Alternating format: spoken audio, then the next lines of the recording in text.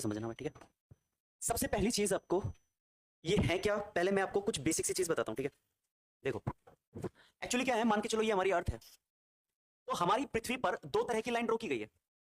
इधर बताता हूं, हमारी इसी पृथ्वी पर दो तरह की लाइन रोकी गई है। जैसे मान लो ये पृथ्वी है, एक लाइन तो होती है हॉरिजॉन्टल। कैसी होती है? हॉरिजॉन्टल, इस तरीके से। अच्छा ये सीधी नहीं है, लेकिन मैं सीधी बना रहा हूं। एक्चुअली में ये कैसी है?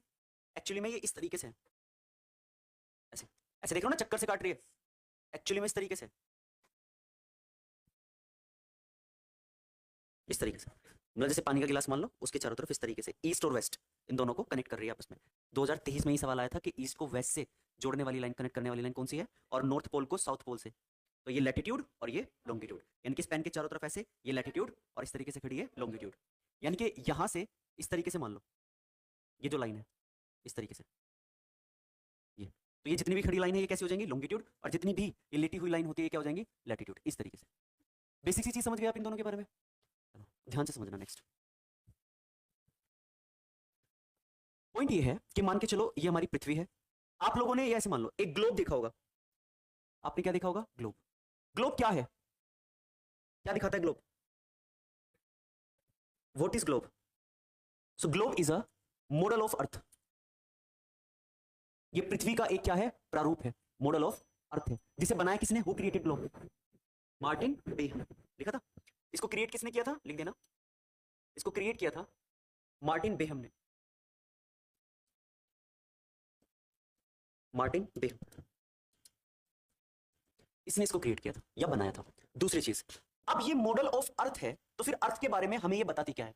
एक तो ये चीज बताती है कि पृथ्वी कितने डिग्री टिल्ड है, कितने डिग्री झुकी हुई है। तो आंसर होगा 23.5 डिग्री। पृथ्वी क्या है? टिल्ड है, यानी कि झुकी हुई है।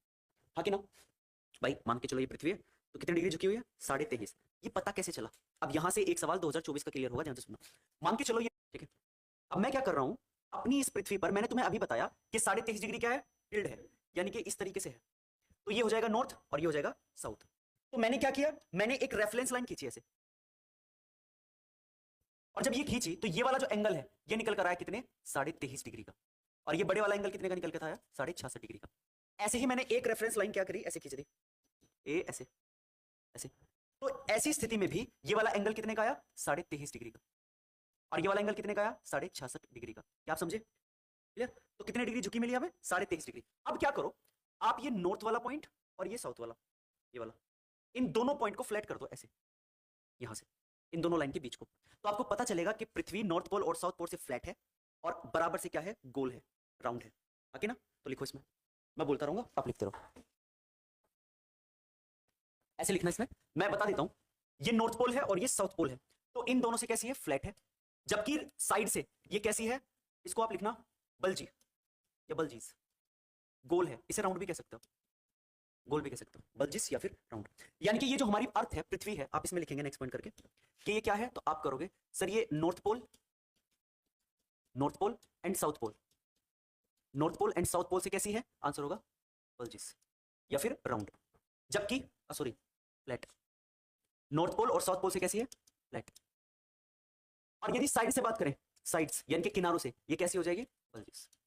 ये सवाल था भाई, स्टेटमेंट में था, ठीक है। कि पृथ्वी ऊपर से कैसी है? फ्लैट, और बराबर से कैसी है? बल्जिस। तो इस शेप को क्या बोलेंगे? एक नाम क्या होगा? जियोइड। लिखो इसमें।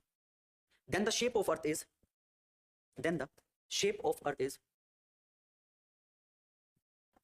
लिख देना इन दोनों को मिलाकर, मैं इसको इधर कर रहा हूं,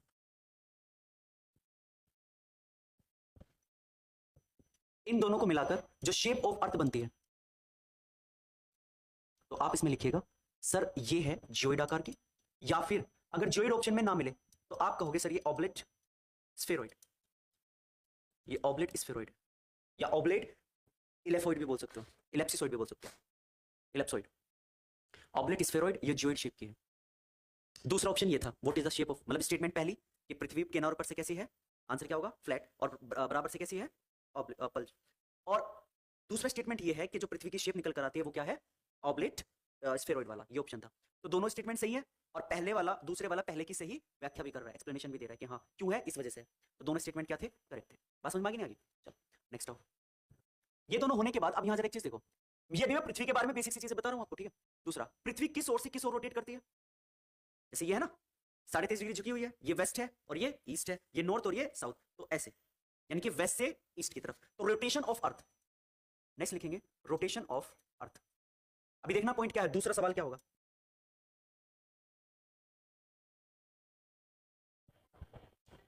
रोटेशन ऑफ अर्थ आप लिखेंगे west to east, west to east.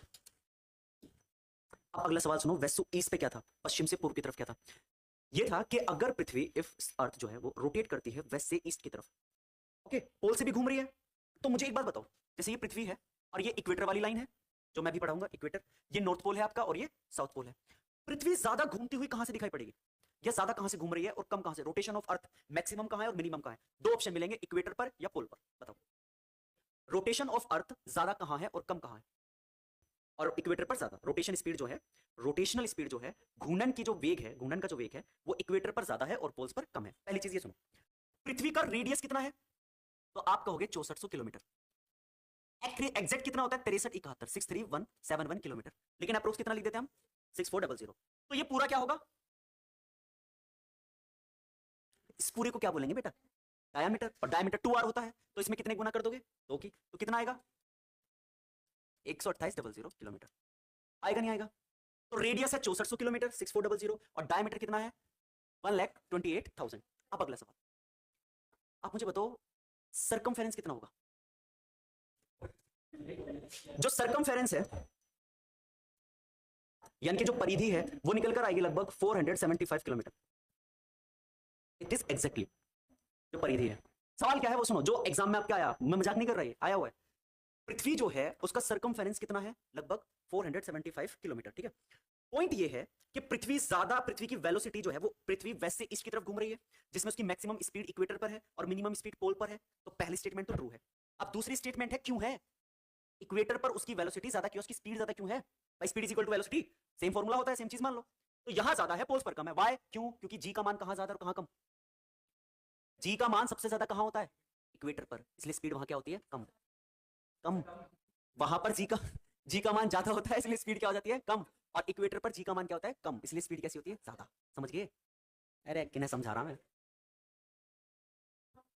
लिखो इसमें रोटेशन ऑफ अर्थ ये हो जाएगा वेस्ट से ईस्ट, और नेक्स्ट लिखना तीनों लिखो। रेडियस कितना है? 6400 किलोमीटर। इसके अलावा लिखो फिर डायामीटर कितना है? किलोमीटर। फिर लिखो सरकमफेरेंस कितना है, तो आंसर होगा किस पर? तो मैंने कम कहा, इक्वेटर पे तो ज्यादा बता रहा हूं क्योंकि जी कम है।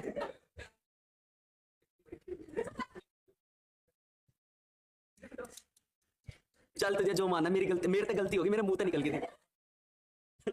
अरे मेरे मुंह से निकल गई भाई। ठीक है, मैक्सिमम इक्वेटर और मिनिमम पोल्स, क्योंकि यहां पर जी का मान ज्यादा कम और यहां पर जी का मान ज्यादा।